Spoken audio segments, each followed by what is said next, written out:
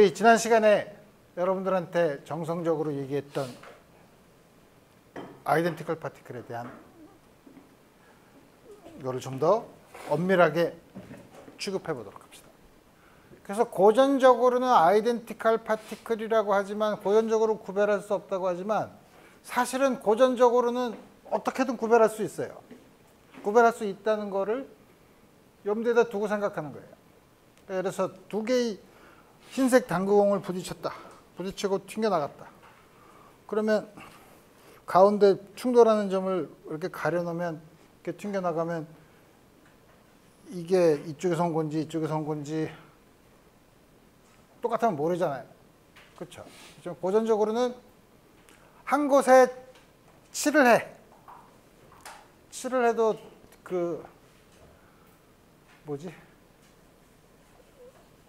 역학에 영향을 주지 않기 때문에 우리 칠을 한 걸로 하면 구별할 수 있죠.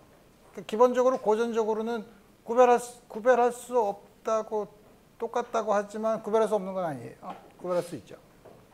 근데 양재학적으로는 그렇게 할 수 없다는 거죠. 두 개를 하나에다가 점을 찍어 놓을 수가 없다는 거죠. 두 개는 정말 구별할 수 없는 건데. 그래서 우리 지난 시간에 우리 한 것처럼 해밀토니안이 입자가 두 개 있는 경우를 봅시다.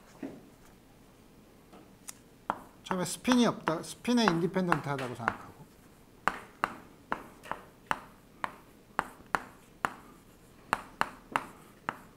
포텐셜이 있는 경우. 이제 n개의 입자로 확장을 할 텐데 다음 같은 경우 이 두 개를 바꿔도 포텐셜이 같은 경우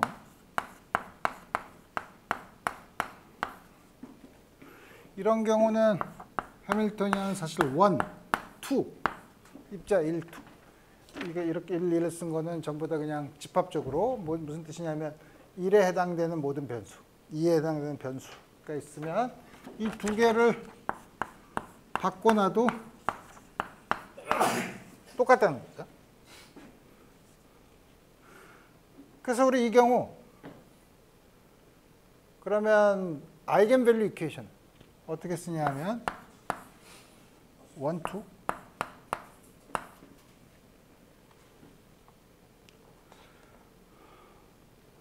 아이겐 펑션 2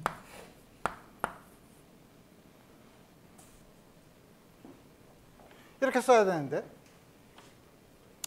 우선 해밀토니안의 에너지니까 틀림없이 아이겐 펑션에는 에너지에 대한 퀀텀 넘버가 있어야 될 것 같고 그 다음에 1, 2에 해당되는 퀀텀 넘버가 있을 수 있죠. 지금 여긴 스핀 인디펜던트한 거지만 우리 각각의 스핀을 지정할 수 있죠. 지금 내가 여러분들이 이해를 돕기 위해서 스핀이라고 얘기했지만 스핀 이외의 모든 1과 2에 해당되는 다시 말하면 해밀토니안과 커뮤트하는 어떤 옵저버블의 퀀텀 넘버를 지정을 한 거를 그냥 시그마 1, 시그마 2라고 썼다고 생각해 봅시다. 스핀처럼 보이긴 하지만 사실은 해밀토니안과 커뮤트하는 소위 커뮤트하는 옵저버블이 있으면 사이멀테니어스 아이겐 펑션을 구할 수 있죠. 다음과 같이 되고 1, 2, 1, 2 물론 이거 1, 2는 x1, x2에 해당되는 거죠.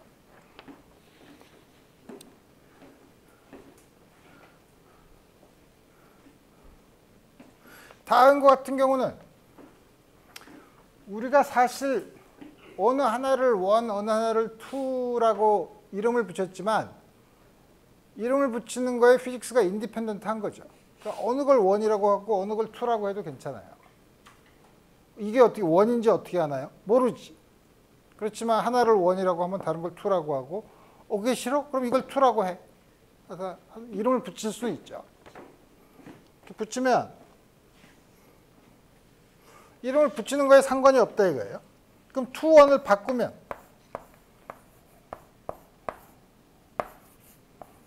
2, 1을 바꾼 거에 대한 아이겐밸류 이퀘이션 2, 1을 전부 다 바꾸려면 시그마 2, 시그마 1, 2, 1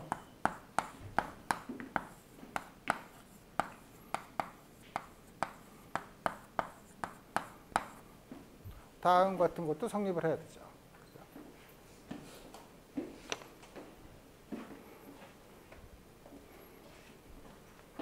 근데 이거는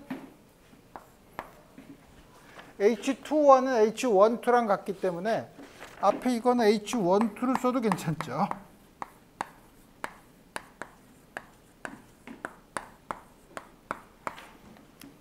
다음과 같은 관계가 있죠. 자, 이제 뭐냐면 좀 더 엄밀하게 보기 위해서 exchange operator라는 걸 정의해 봅시다. 1, 2. exchange operator 1, 2라는 거는 뒤에 저거를 어플라이 하면은 뒤에 모든 거에다가 1과 2를 바꾸는 오퍼레이터를 얘기해요.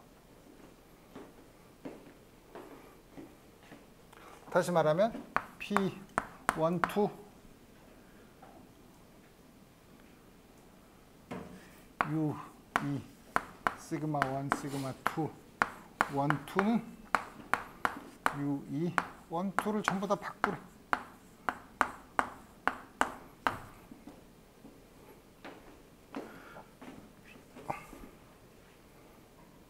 그러면 H1, 2에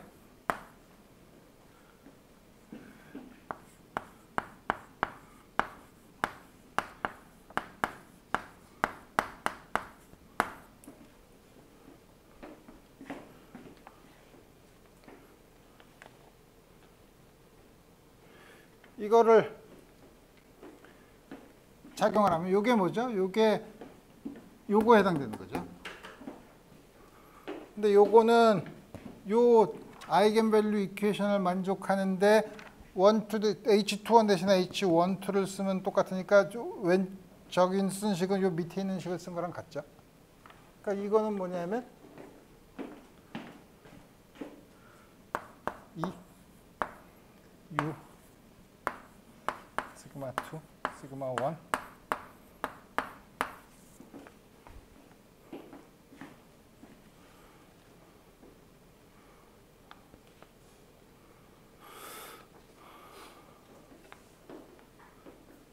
이거는 역시 exchange operator를 쓰면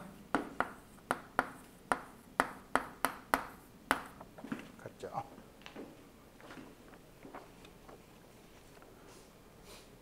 너무 장난하는 것 같나?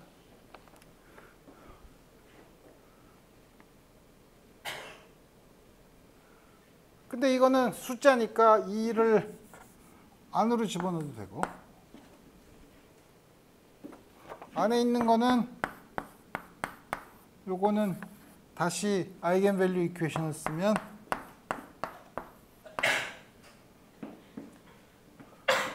뭐야? U 2 시그마 1 시그마 2 1 2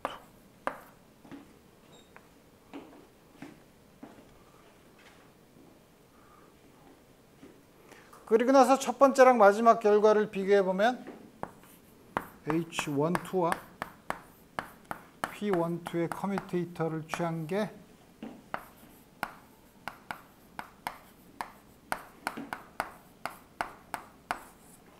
이죠.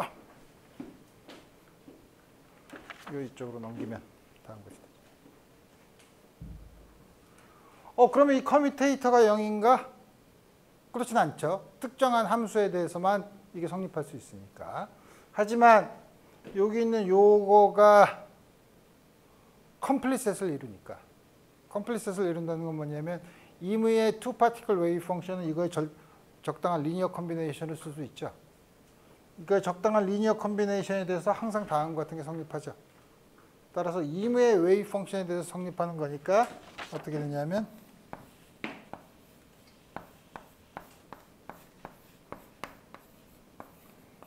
오퍼레이터의 관계로서 해밀토니안과 익스체인지 오퍼레이터는 서로 커뮤트한다는 거예요. 해밀토니안과 어떤 게 커뮤트하면 어떻게 되죠? 커뮤트하는 그 옵저버블은 컨스턴트 오브 모션이죠. 보존되는 양이죠. 그러니까 한 번 결정되면 시간이 지나도 계속 똑같은 값을 가지죠. 어떤 값을 가지냐?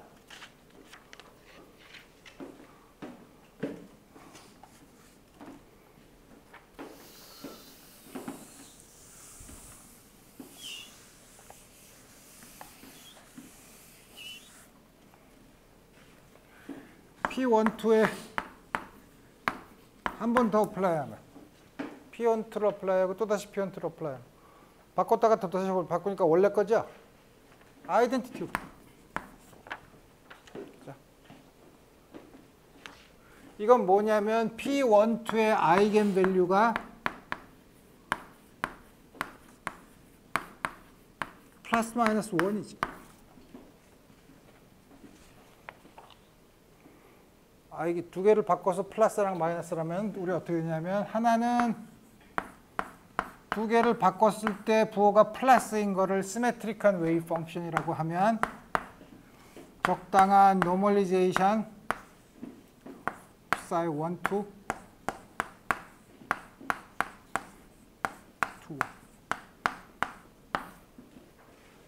2, 2. 또 하나는 아이겐 밸류가 마이너스인 1, 2는 적당한 노멀리제이션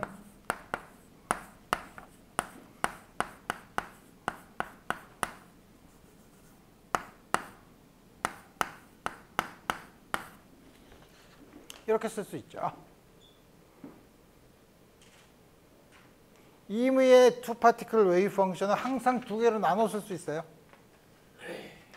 여러분들이 임의의 함수는 항상 이븐 펑션과 오드 펑션의 리니어 컨비네이션으로 쓸 수 있죠.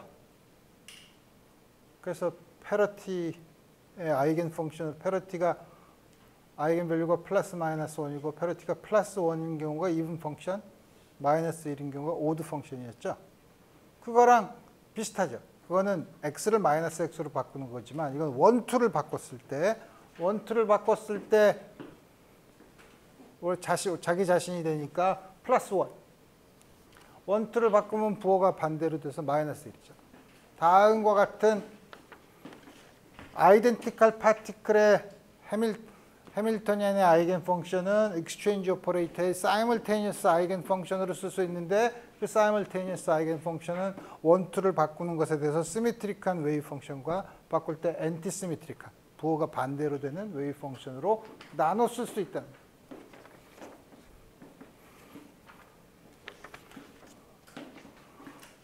근데 재미있게도 임의의 입자에 대해서 항상 다음같이 나눠 쓸 수 있는 게 아니라 지금부터 인생이 재밌게 되는 게 뭐냐면 입자의 종류에 따라서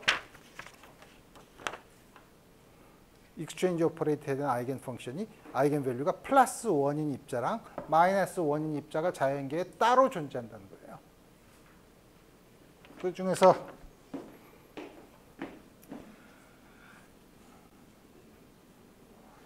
시메트릭한 경우, 두 개를 바꾸는 것에 대해서 시메트릭한 경우 스핀이 인티저인 경우 이 경우를 우리가 입자를 보존이라고 불러요. 스핀이 인티저 스핀. 스핀이 인티저라는 거는 0, 1, 2 다음과 같은 값을 가지는 거. 그 다음에 엔티시메트릭한 경우, 엔티시메트릭한 거는 두 개를 바꿨을 때 부호가, 입자를 바꿨을 때 부호가 바뀌는 거. 시메트릭 half integer spin. half integer는 홀수를 2로 나눈 거. 우리 이거를 페르미온이라고 불러요.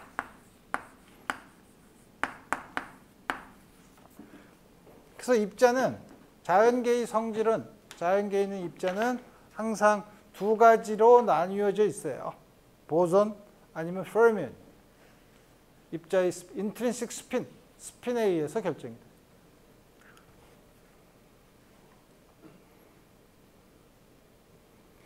그 다음에 그럼 입자가 두 개 있을 때 그러면 세 개 있을 때 세 개 있을 때는 어떻게 되지?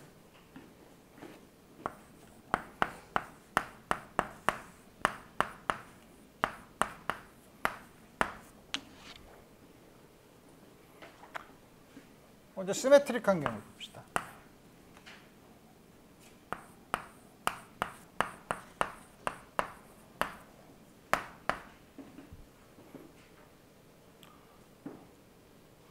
세 개인 경우는 세 개 있을 때는 두 개를 바꾸고 익스체인지 오퍼레이터를 어떻게 쓰나?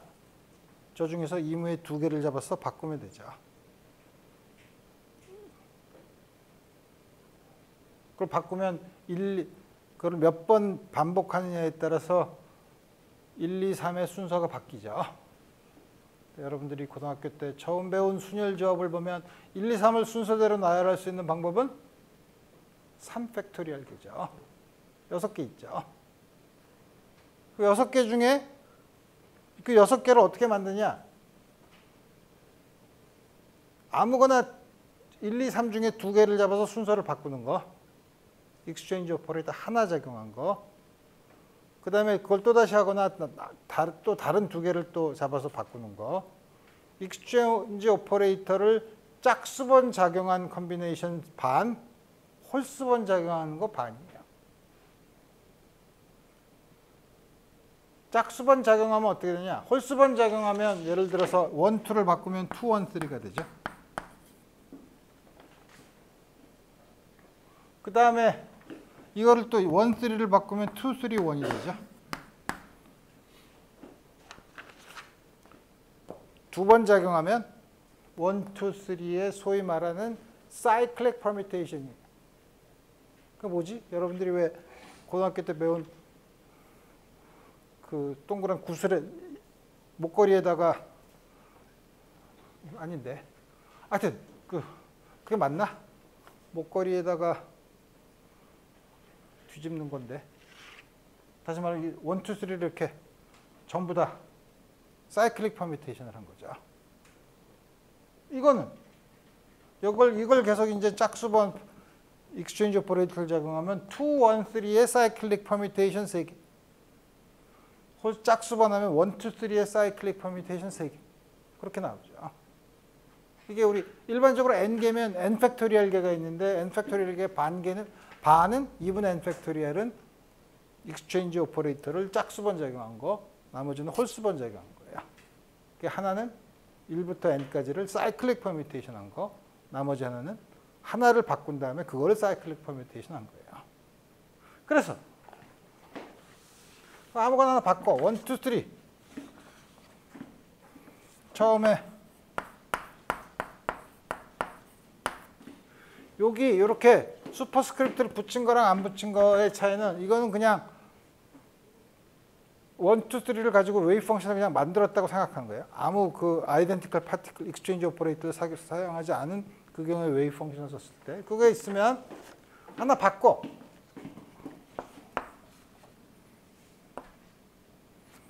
2, 1, 3 앞에 두 개를.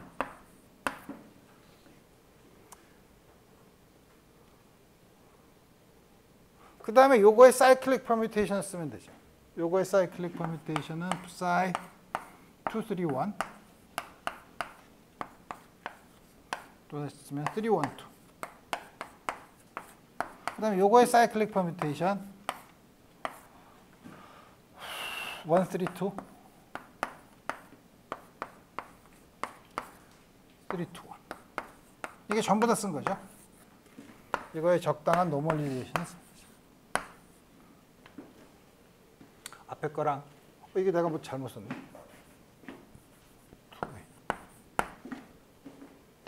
프리아스.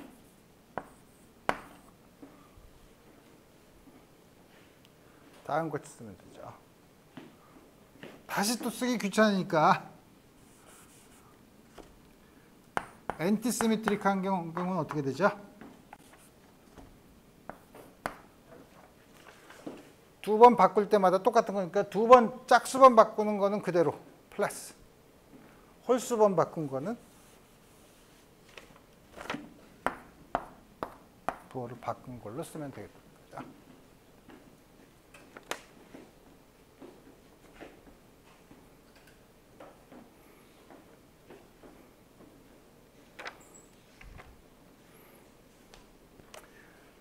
자, 그러면 자, 이제 아이덴티컬 파티클이 2개, 3개 했으니까 n개를 한번 해봅시다. n개 있는 경우.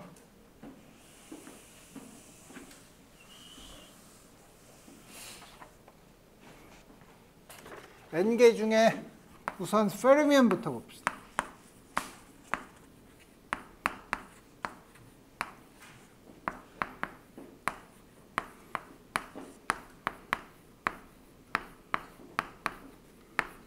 우리가 1학기 때 배웠던 인피니트 포텐셜 웰에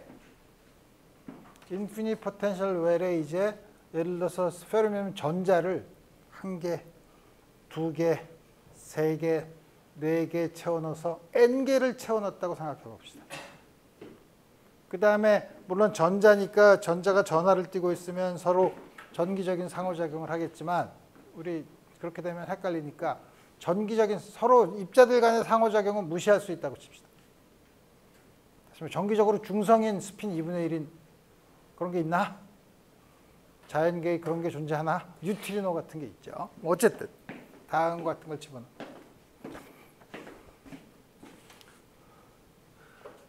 포텐셜은 전부 다 똑같죠. 서로 상호작용이 없으면 포텐셜은 전부 다 외부에서 주어진 포텐셜 웰이니까 이때 해밀토니안은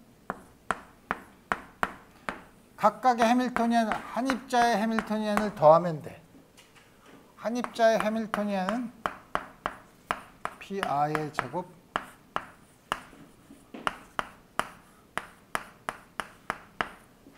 다음 걸 쓸 수 있죠. 전부 다 공통적인 포텐셜이니까.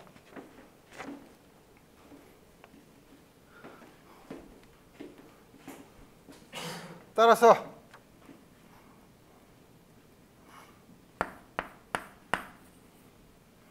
K번째 스핀이 2분의 1인 경우를 생각해 봅시다. 뭐 여러 가지 경우를 생각. 시그마 K XK는 2K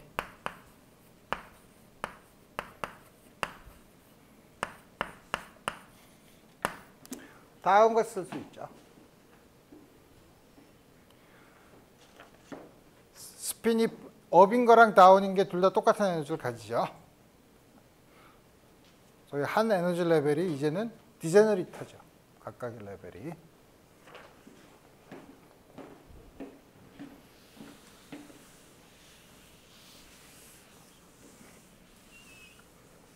자, 이런 경우 그러면 전체 토탈 해밀토니안의 아이겐 밸류랑 아이겐 스테이트는 어떻게 계산하냐? 우선 전부 다 아이덴티컬 파티클이 아니라 구별할 수 있다고 생각하고 웨이브 아이겐 펑션을 써요. 전체 에너지가 E야. 1, 2, N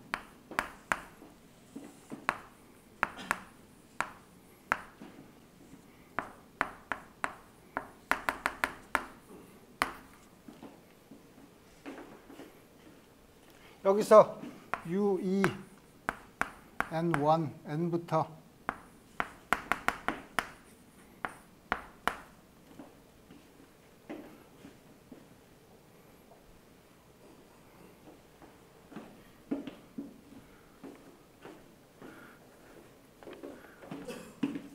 UE1, 시그마 1, X1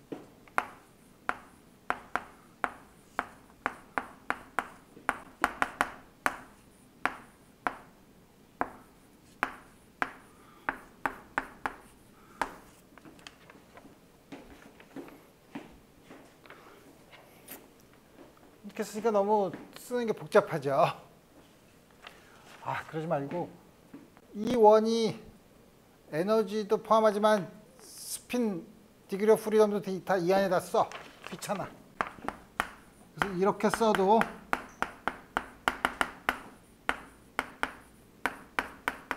여기 있는 이 퀀텀 넘버에는 모든 가능한 한 스핀 퀀텀 넘버까지 포함한 걸로 간단하게 씁시다. 스핀에 인디펜던트하다는 뜻이 아니라 스핀까지 포함해서 쓰기가 귀찮으니까. 그 다음에 전체 에너지 아이겐밸류 E는 전부 다 합한 거죠. 서로가 상호작용을 안 하니까.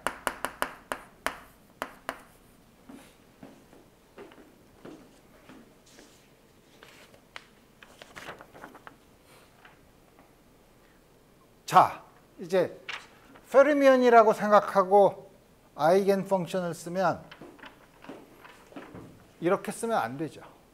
자, 왜냐하면 소위 두 개를 바꿨을 때, 입자를 두 개를 전자를 두 개를 바꿨을 때 시미트릭하냐 엔티시미트릭하냐. 페르미온인 경우에 엔티시미트릭하다는 걸 전혀 나타내지 않고 있죠.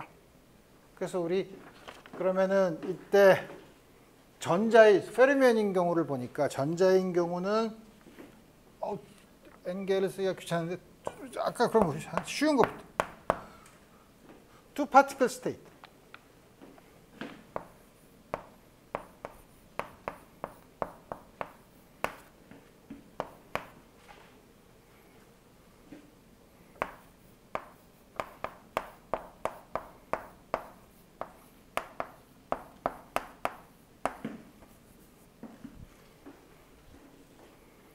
원과 2를 바꿔야 되죠. 여기 원과 2를 E1, E2, X1, X2를 전부 원과 2를 바꾸면 처음 거랑 똑같죠. 그럼 빼면 0이네?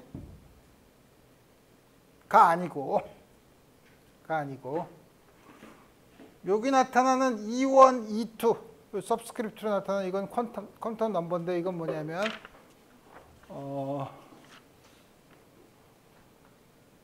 포텐셜이 있으면 입자를 넣으면 있을 수 있는 에너지 레벨이죠. 있을 수 있는 에너지 레벨을 나타내는 거예요. 그러니까 이거는 그러니까 뭐냐면 에너지가 E1, E2 이렇게 EN까지 있는 에너지 레벨에다가 입자 1을 이제 어디다 집어넣을까 하는 걸 보는 거예요. 그러니까 요 E1, E2는 주어진 에너지 레벨이라고 생각하고 실제로 관련이 있는 다이내미컬 베리어블은 X이기 때문에 이 가지고 있는 에너지 레벨은 그대로 두고 X1과 X2를 바꾼 거예요. 이건 그대로 두고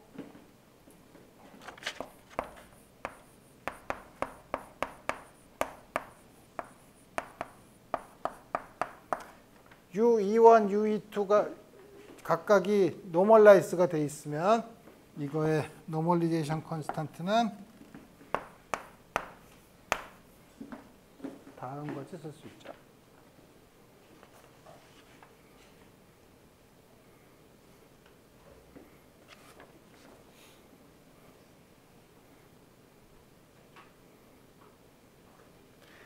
쓰리 파티클인 경우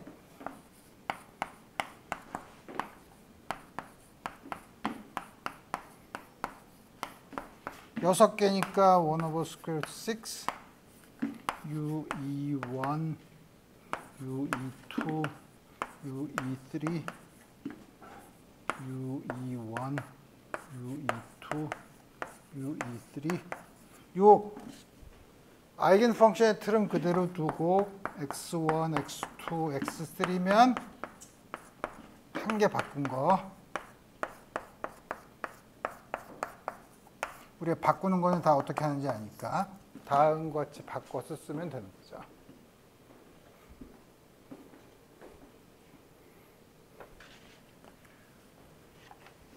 그 n개가 있으면 무지 많네. n개가 있으면 n 팩토리얼 개를 써야 되는데 너무 귀찮죠. 근데 아주 재미있는 사실은 아주 간단하게 쓸 수 있는데 n 팩토리얼 UE1 X1 UE1 X2 UE1 X UE2 X1 UE2 X2 UE2 X UEM X1 UEM XN X2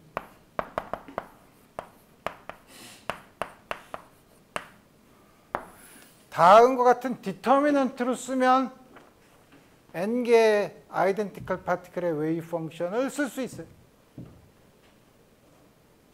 왜 그러냐? 내가 뭐 그렇지.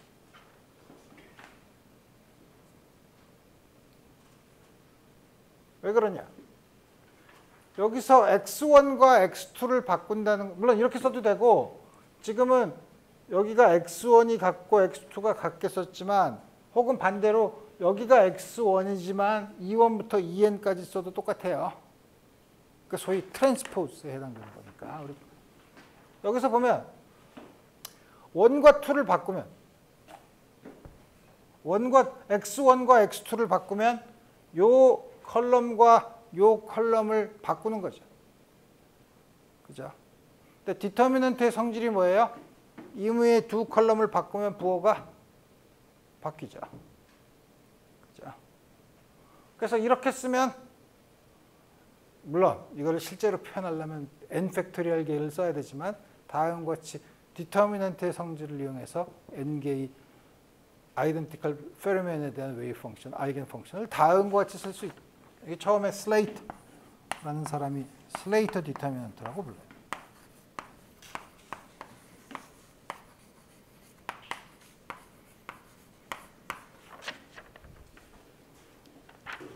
그래서 재미있는 사실은 지금 여기서 포텐셜 웰처럼 공통의 포텐셜이 있는 경우에 입자들끼리의 상호작용을 무시했을 경우에 다음과 같이 썼는데, 상호작용이 없는데, 다음과 같은 경우에서 x1과 x2가 x1이 x2로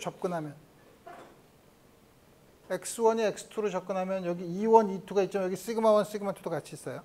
근데 x1이 x2로 접근하면 두 개가 똑같죠. 없어지죠. 같은 곳에 있을 수가 없어요. 어떤 페르미온이 어떨 경우에 같은 에너지, 아니 같은 에너지가 아니지. 지금 x1과 x2가 같으면 스핀이, x1과 x2가 같으면 스핀이 퀀텀 넘버가 똑같을 때, 퀀텀 넘버가 다음과 x1과 x2가 같으면 0이 되죠. 그게 무슨 말이에요? 두 입자가 아이덴티컬 페르미온이면 같이 쓰려고 하지 않아. 같이 쓰려고 하지 않는다는 건 뭐냐면, 둘 사이에 아무 상호작용이 없어도 마치 둘을 밀어내는 것처럼 보이죠. 그렇죠?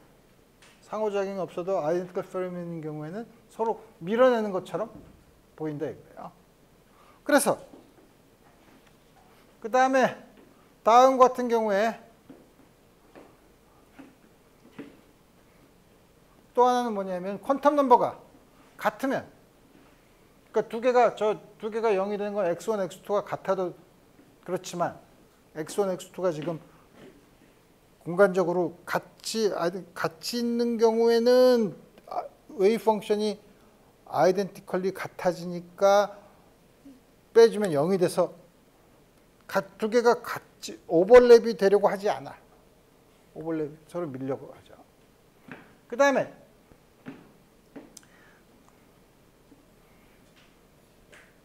지금 내가 E1, E2로 썼지만, 만약에 이 두 개가 퀀텀 넘버가 같은 경우라면 생각해보세요. E1과 E2가 같은 경우. E1과 E2가 같다는 거는 요 안에 사실 시그마 1, 시그마 2까지 있기 때문에 에너지와 스핀이 같은 경우예요. 에너지와 스핀이 같은 경우에는 위치에 상관없이 두 개가 없어지죠. 그죠?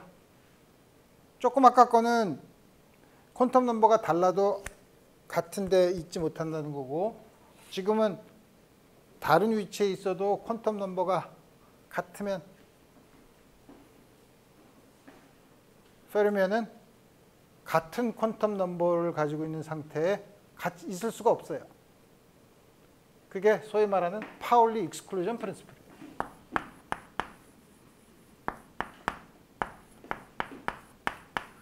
같은 퀀텀 넘버를 가지는 아이덴티컬 페르미온은 있을 수가 없다라는 거죠. 그러면 예를 들어서 포텐셜의 에너지 레벨이 그라운드 퍼스트 원 파티클 에너지 레벨이 다음과 같이 있으면 전자를 하나 집어넣으면 이 원 상태죠. 그 다음 전자를 집어넣을 때는 여기다 집어넣을 수 있나? 있죠. 이게 스핀업이면 스핀업은 못 넣어. 퀀텀 넘버가 똑같으니까. 그렇죠? 스핀 다운을 집어넣으면 되죠. 두 개의 퀀텀 넘버가 다르죠. 에너지는 같아도 스핀 퀀텀 넘버는 다르죠. 여기다 또 하나 집어넣을 수 있나? 여기다가 못 넣죠. 왜냐하면 업이나 다운을 넣어야 되는데 여기 업이 하나 있고 다운이 하나 있으니까 못 넣죠. 여기다가 세 번째 전자를 넣으면 여기밖에 못 있다는 거예요.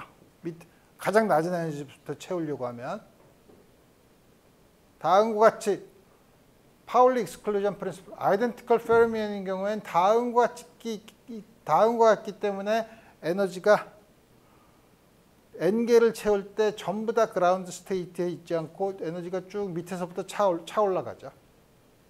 보존이면 어떻게 돼요? 아이덴티컬 보존이면 전부 다 밑에다 넣을 수 있죠. 그렇죠? 그러니까 에너지 스펙트럼이 n개를 넣었을 때 아이덴티컬 페르미언인 경우랑 아이덴티컬 보존인 경우에 그라운드 스테이트의 에너지가 달라요. 그렇죠? 오케이. 자, 그래서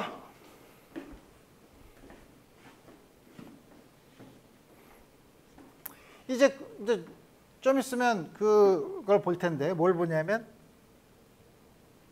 n개를 이렇게 포텐셜 웰에다 집어넣으면 밑에서부터 쭉 채우는데 밑에서부터 쭉 채우면 입자가 그 제일 낮은 에너지 상태 제일 낮은 에너지 상태라는 게 뭐죠? 아이덴티컬 보존인 경우엔 그라운드 스테이트에 다 채우는 거예요. 그러니까 모든 각각의 입자는 전부 다 입자 하나 있을 때의 그라운드 스테이트에 있는 에너지랑 똑같아요. 아이덴티컬 페르미온, 전자인 경우, 스핀 2분의 1인 페르미온인 경우 밑에서 쭉 채워나가야 되죠. 그러면 제일 낮은 상태에 있어도 에너지가 큰 게 있죠. 이 에너지 큰 게 얼마냐? 라고 물어보는 걸 페르미 에너지라고 불러요. 좀 이따가 페르미 에너지를 계산할 거예요.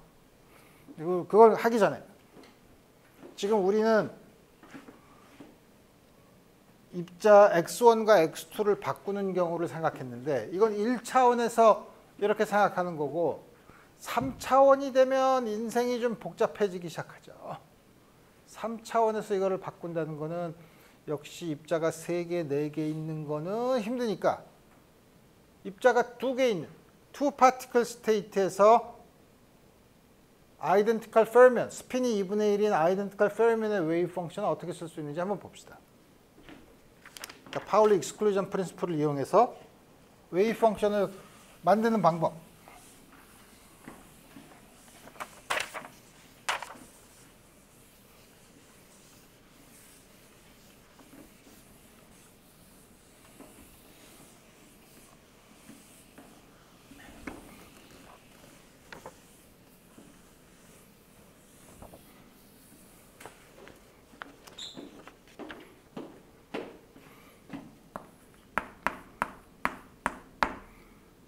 스테이트. 페르미온인 경우.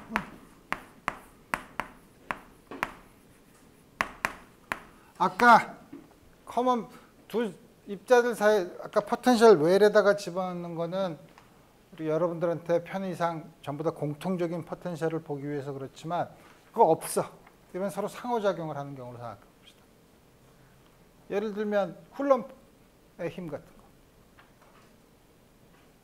근데 쿨럼의 힘 같은 경우는 모두가 다 그렇진 않지만 스페리컬 시미트리가 있는 경우 우선 투 파티클인 경우에는 우리 지난번에 썼던 해밀턴에서 M1과 M2를 같이 쓰고 렐러티브 모멘텀을 쓰고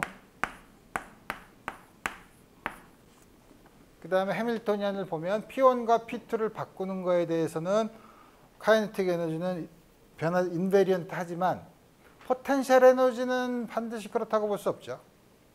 그렇지만 포텐셜 에너지가 둘 사이의 거리에만 의존한다면 쿨럼 포텐셜이나 하모닉 오실레이터 같은 거리에만 의존한다면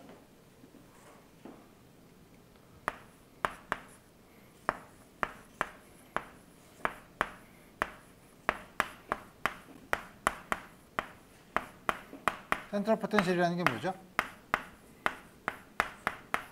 크기에만 의존하는 거.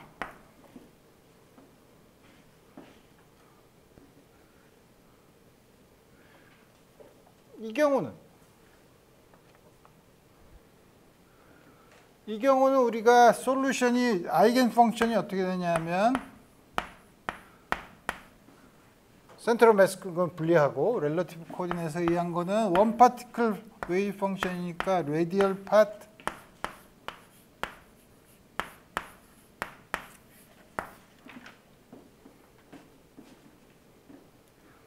자, 파티클이 두 개 똑같은 게 있어요. 두 개를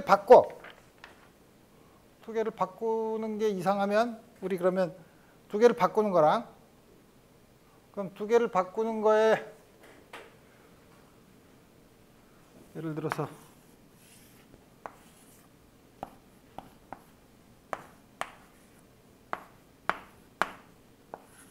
하나가 여기 있고 하나가 질량 중심을 원점에다 놓고 다음과 같이 쓰면 요거가 세타 R 요게 파이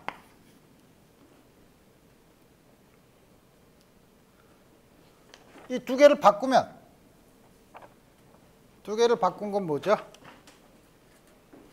이걸 이렇게 회전시킨 거랑 똑같죠? 두 개인 경우엔 그래요.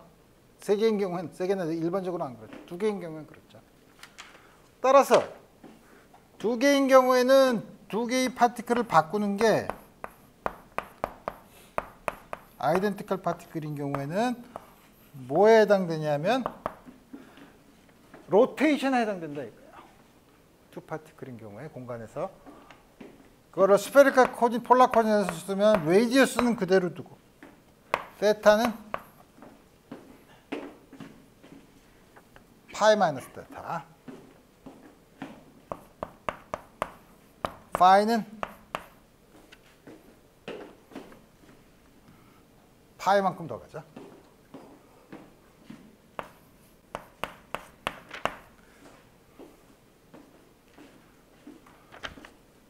투 파티클 익스체인지 이걸 이렇게 바꾸는 거는 이걸 이렇게 회전한 거랑 같아요.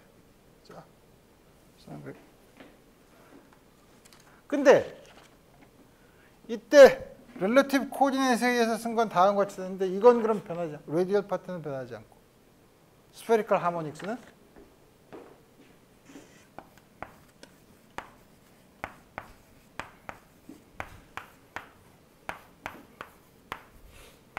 파이 마이너스 데타 파이 플러스 파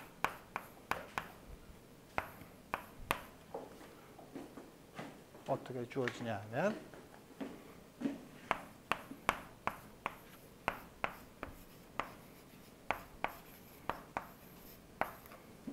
다음 같이 주어지죠.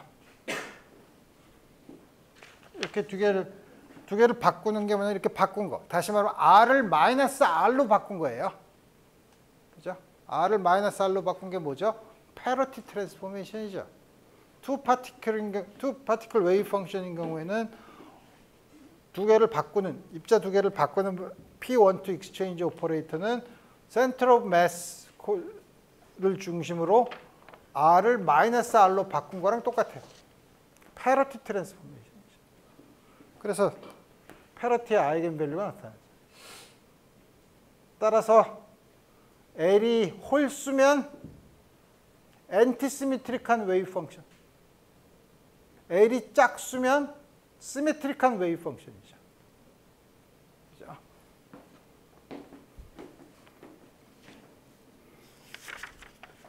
그러면 아이덴티컬 파티클인 경우에는 짝수의 오비탈 앵글러가 나타나지 않나요? 시메트릭하니까. 가 아니고 스핀이 있죠. 그죠? 입자가 똑같은 게 아이덴티컬 파티클 두 개가 있으면 스핀 2분의 1이랑 스핀 2분의 1이야. 스핀 2분의 1과 스핀 2분의 1을 더하면 토탈 스핀이 1인 거, 스핀 트리플렛, 스핀 제로, 스핀 싱글렛 두 개가 있죠.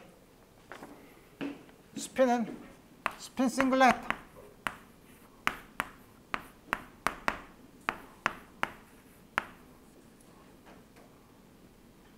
카이 플러스 1, 1, 2, 마이너스 2, 마이너스 1, 플러스 2. 여기 밑에 거는 스핀 업, 다운을 나타내고 위에 있는 건 파티클, 레이블을 나타내는 거. 트리플렛은 카이 플러스 1, 카이 플러스 2, 카이 플러스 1, 카이 마이너스 2,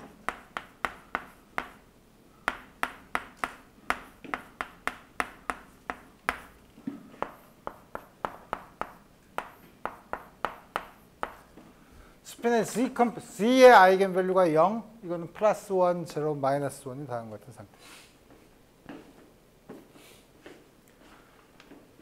투 파티클 스테이트의 토탈 웨이브 펑션은 오비탈 파트랑 스핀 파트를 텐서 프로덕트를 해야 되죠. 아이덴티컬 파티클인 경우에는 토탈 스핀의 아이겐 스테이트를 써야 돼요. 왜? 싱글렛 스테이트는 1, 2를 바꾸면 부호가 바뀌죠. 엔티시메트릭해요. 1, 2를 바꾸면 부호가 바뀌죠. 밑에 있는 거는 1, 2를 바꾸면 똑같이 있죠. 이 파티클을 두 개를 바꾸는 거에 대해서 이건 엔티시메트릭하고 이건 시메트릭해요. 전체 웨이브 펑션은 두 개를 바꾸는 거에 대해서 엔티시메트릭해야 돼. 따라서 오비탈 앵귤러 모멘텀 퀀텀 넘버 L이 짝수이면 궤도 부분은 시메트릭하니까 그럴 경우에 스핀 파트는 반드시 싱글렛이어야 된다 이거예요. 자, 오비탈 파트의 앵귤러 모멘텀 퀀텀 넘버 L이 홀수면 패러티 때문에 두 개를 바꾸면 부호가 반대가 되는 엔티시메트릭한 함수가 됐을 때는 거기에 스핀 파트는 반드시 스핀 트리플렛이 곱해져야 된다는 거예요. 그래야지 전체 웨이브 펑션이 두 개를 바꿨을 때 스핀과 오빗에 의한 결과로 전부 다 부호가 바뀌게 되죠. 자, 다음과 같이 주어진다. 그래서 뭐냐면 입자를 두 개를 바꿨을 때 토탈 엔티시메트리를 만족하려면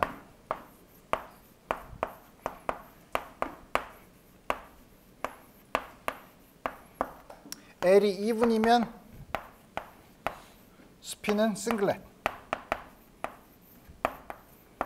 L이 오드면 스핀은 트리플렛으로 세 텐서 프로덕트로 써야 두 개를 바꿨을 때 전체 웨이브 펑션이 부호가 바뀌는 거죠. 조심해서 봐야 돼요.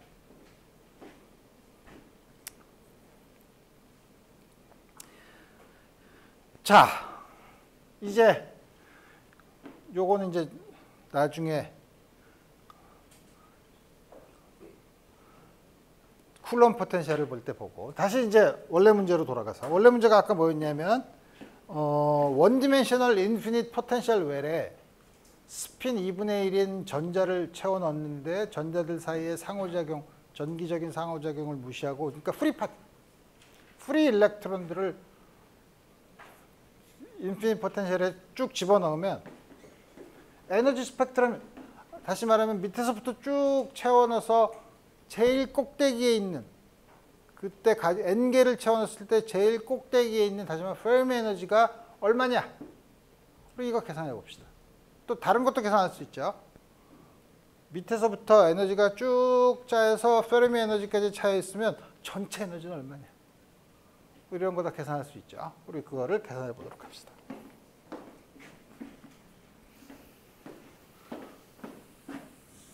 그래서 역시 여기서는 이제 뭐냐면 1차원이 아니라 3차원 박스.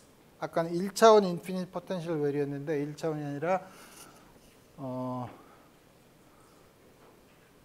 가로, 세로 높이가 각각 L인 정육면체 박스 안에다가 집어넣었다고 생각해 봅시다. 어렵지 않죠? 그거는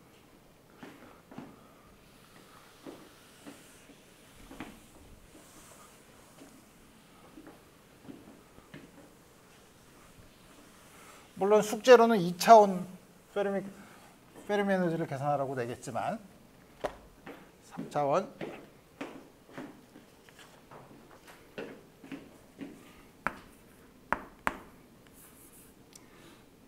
페르미 에너지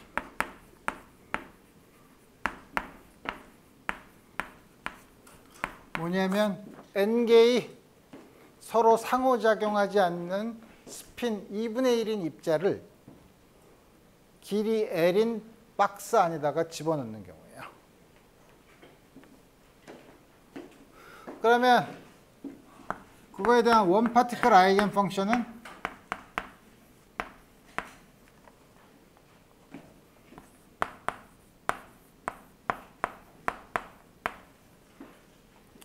원 디멘션에서는 제로부터 L까지는 원 디멘션에서는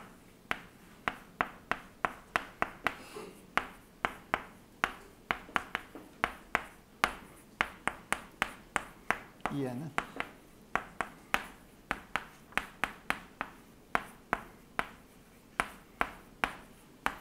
우리가 다 알죠. 3차원에서는 어떻게 되죠?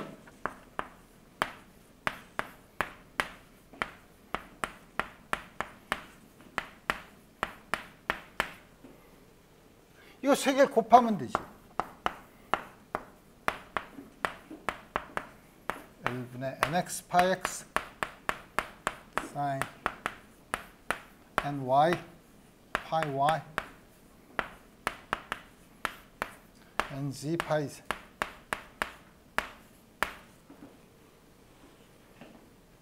에너지 E는 h 바 스퀘어드 파이 스퀘어드 EML 스퀘어드 nx 제곱 ny 제곱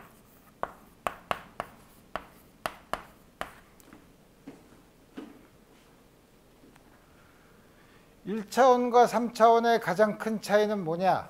1차원에서는 모든 에너지 레벨이 물론 스핀까지 생각하면 스핀은 두 개가 있지만 스핀이 아니면 스핀을 무시하고 보면 모든 에너지 레벨은 n 한 개에 대해서 에너지 레벨이 한 개 있는 non degenerate 레벨이에요.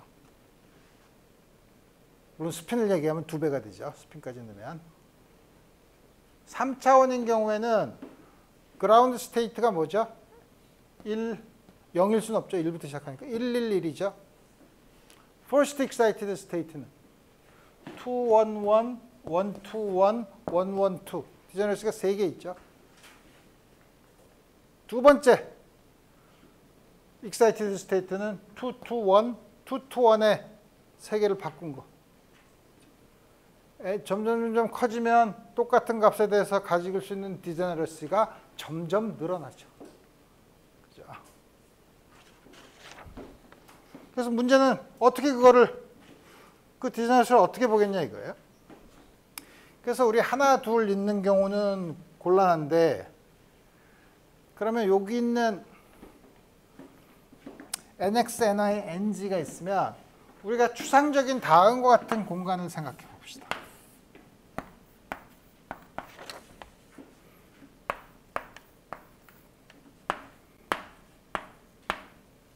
물론 여기서 임의의 한 점, 레티스로 이렇게 나타나겠죠. nx, ny, nz가 양의 정수인 점들, 그 점들 하나하나가 에너지 레벨을 나타내죠. 여기 예를 들어서 요게 nx, ny, nz 요거 하나 있으면 그거를 집어넣으면 거기에 해당되는 에너지를 주죠. 여기 있는 거는 저기 있는 nx, ny, nz를 보고서 요 각각 거리가 일씩 떨어져 있는 점들의 집합 물론 nx나 nz가 전부 다 양수니까 그 중에서 요 1사분면만 거기 있는 전부 다 그걸 보면 되죠. 그러면 디제너러스를 어떻게 보냐? 디제너러스는 요 값이 같은 거예요. 요 세 개 nx 제곱 더하기 ny 제곱 더하기 nz 제곱의 값이 같은 점들의 집합이 같은 에너지를 주죠. 그 nx는 중심에서부터 같은 거리. 같은 거리에 있는 점들의 집합이죠. 근데 nx, ny, nz가 작으면 그게 nx 거리 요 중심에서부터의 거리에 심각하게 의존하죠. 근데 우리 집어넣는 n개의 전자가 n개가 무지 많아. 예를 들어서 아보가드로 수만큼 집어넣는다고 칩시다. 무지 많으면 요 중심에서는 잘 모르지만 굉장히 큰 거리 R인 경우에는 NX, NY, NZ의 점들이 전부 다 연속적인 분포를 하는 것처럼 보여요. R에 비해서 R이 굉장히 크면 R에 비해서는 그 NX나 NZ는 가깝고 그 사이의 차이에 있는 점들은 전부 다 거의 연속적인 것처럼 보인다 이거예요.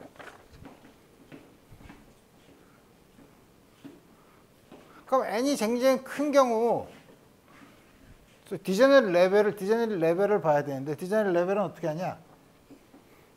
R이 굉장히 크면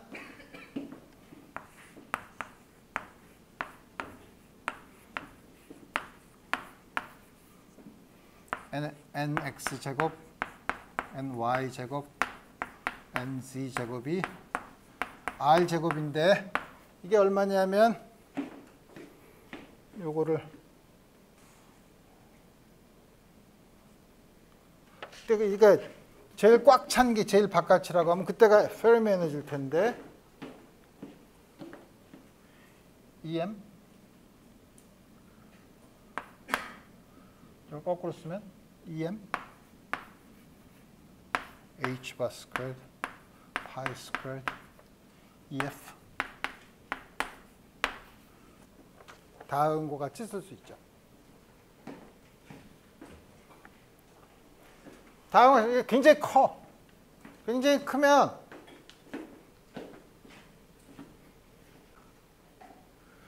같은 에너지를 가지는 요 안에 있는 상태의 개수는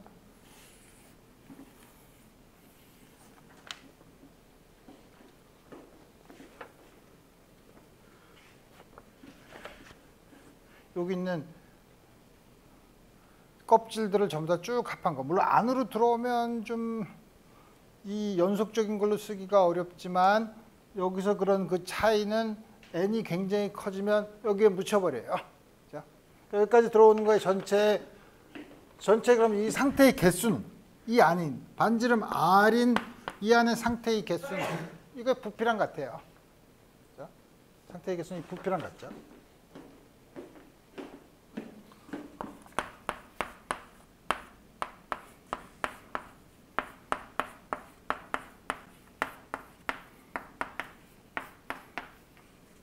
부피가 3분의 4 파이 R 3승이에요.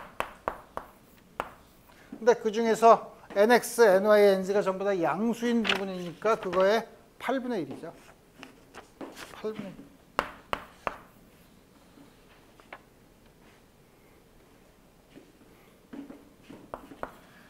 (8분의 1) 3분의 4 파이 R 대신에 이거 쓰면 되죠.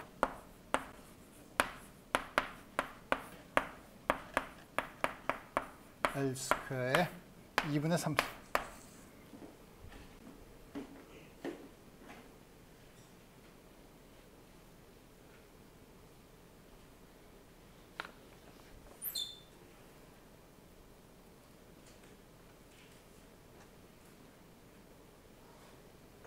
또 친 게 있죠.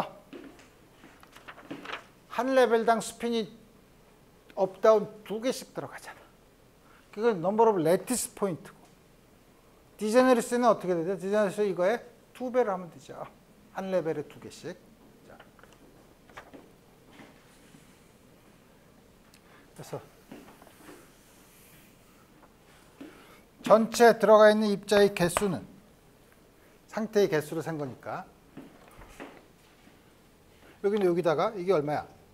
6분의 8 여기다가 2배를 더하니까 3분의 8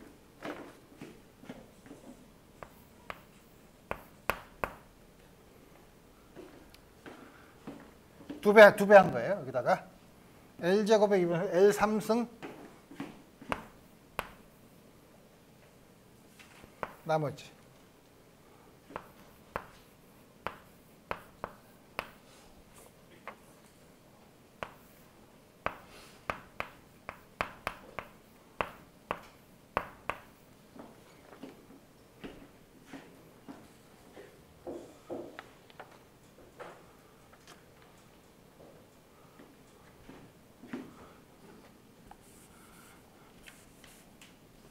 L3승을 이쪽으로 쓰면 전자의 개수를 전체 부피로 상자의 부피로 나눈 거죠. 이게 전자의 밀도죠. 전자의 밀도니까 페르미 에너지는 요거의 역수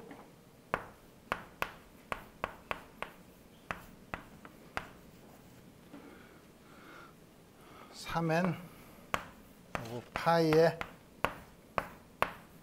3분의 2승.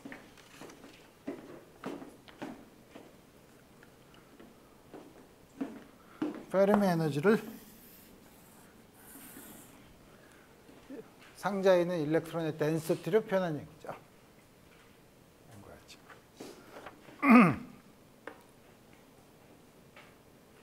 자, 그러면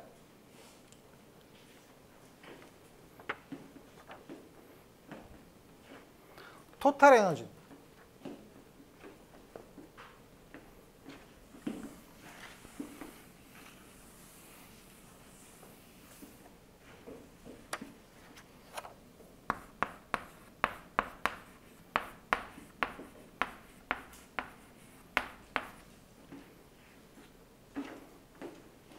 토탈 에너지는 어떻게 하죠? 여기 있는 에너지부터 전부 에너지를 합하면 되죠. 그렇죠?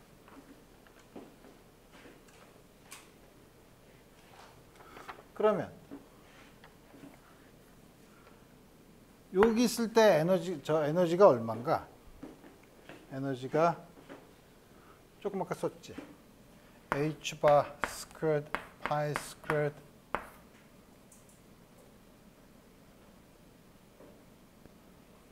M L 스퀘어드 아까 나 썼는데 에너지가 지웠나? 에너지를 쓴 게 EML 제곱분의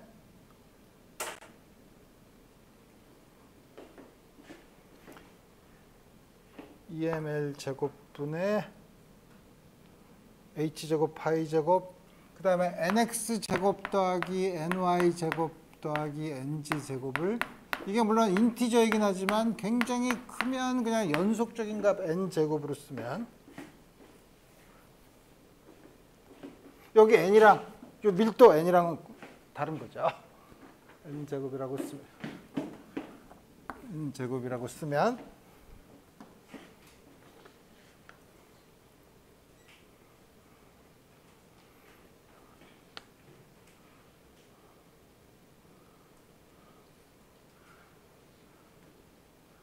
요거의 N제곱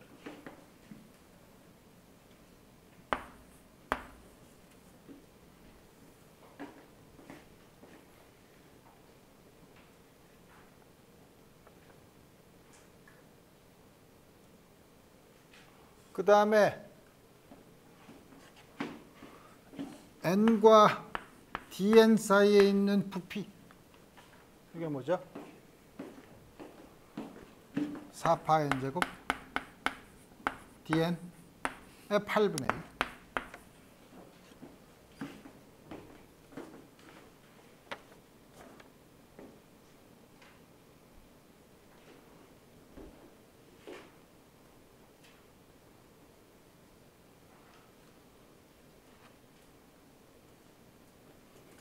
다 썼고, 그 다음에 모든 에너지를 모든 n에 대해서 적분하면 되겠네.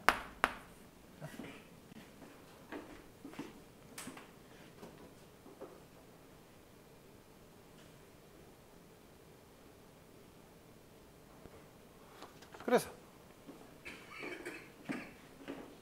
이거를 계산하면 h바 스퀘어드 파이 3승, 그 다음에 4가 있으니까 밑에 2분의 1이 있는데 요게 n의 4승이니까 5분의 1이니까 10 ml 제곱에 r의 5승.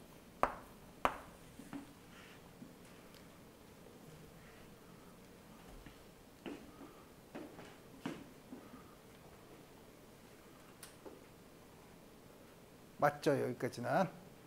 근데 그러면 n은 전체 개수 n은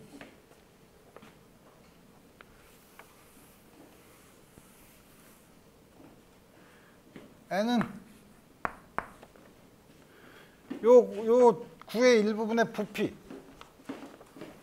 3분의 4 파이 r 3승의 8분의 1의 스핀 업 다운 이거 곱한 거죠. 그래서 이게 얼마냐면 3분의 파이 r 3승. 따라서 r은 3n 파이의 3분의 1입니다.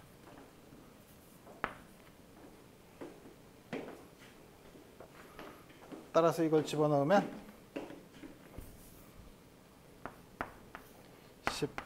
10m h바 스퀘어드 파이 3승에 r의 5승. r의 5승이 어떻게 쓸까? 3분의 1이니까 L의 3승을 집어넣고 L의 3승인데 3분의 1로 쓸 수 있죠. 그럼 요거는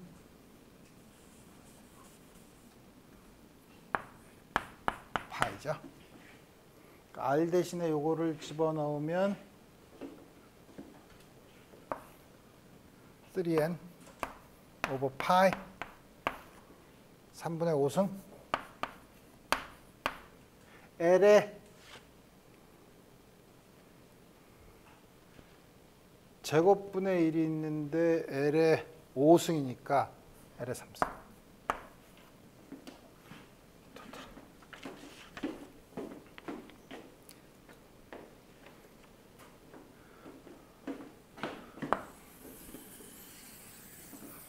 다음과 같이 우리 구할 수 있죠.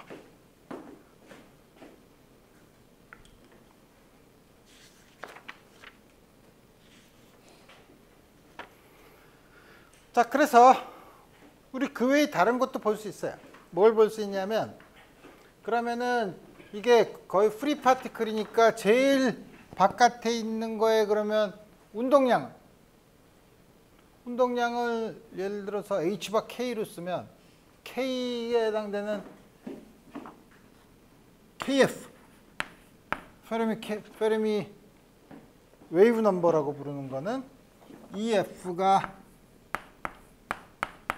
다음과 같이 페르미 넘버를 웨이브 넘버를 정의하면 카이네틱 에너지를 그대로 쓰는 거니까 이렇게 해서 쓸 수 있고, 우리 요 다른 여러 가지 성질은 우리 볼 수 있는데 우리 그 다른 성질을 보고 지금은 페르미 에너지에 대해서 봤지만 우리 다음 시간에는 내가 지금까지 이거를 왜 했냐, 그런 아이덴티컬 파티클에 대한 성질은 굉장히 중요하지만 이거를 한 이유는 우리 처음에 시작한 거 있죠.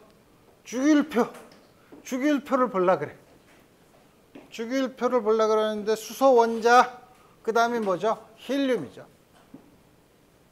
힐륨은 원자 번호 2에 전자가 2개 있죠. 아이덴티컬 파티클이에요. 그래서 힐륨 원자의 경우에 에너지 스펙트럼을 보려고 하는 첫 단계로 너무 굉장히 복잡하지만 그 자체로 독립적인 한 분야인 아이덴티컬 파티클에 대해서 봤어요. 다음 시간에는 이걸 이용해서 우리의 원래 목표였던 주기율표 두 번째 거 힐륨 원자에 대한 설명을 어떻게 양자역학적으로 어떻게 할 수 있는지 다음 시간에 살펴보도록 합시다. 오늘 여기까지 하겠습니다.